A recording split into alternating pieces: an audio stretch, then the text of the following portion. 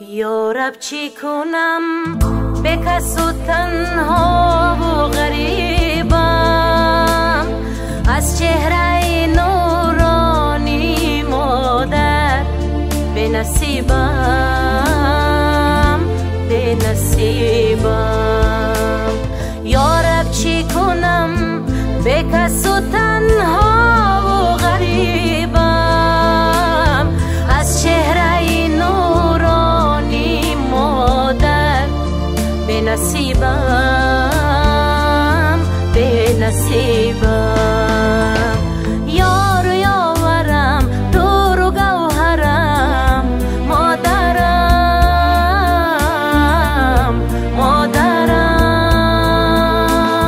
با لطف و کرم شاد بگردانی تو ما را. حبیبم ای حبیبم.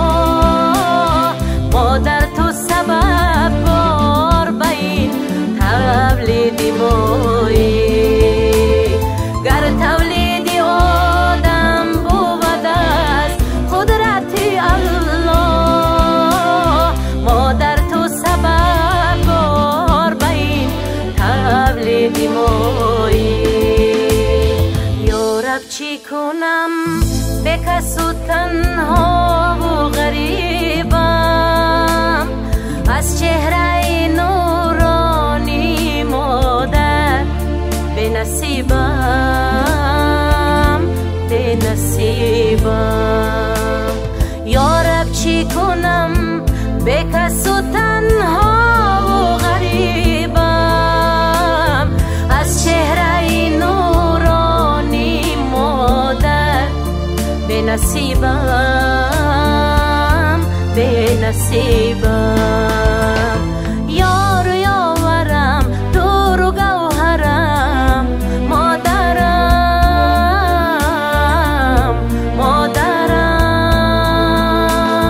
با لطف و کرم شاد بگردانی تو ما را.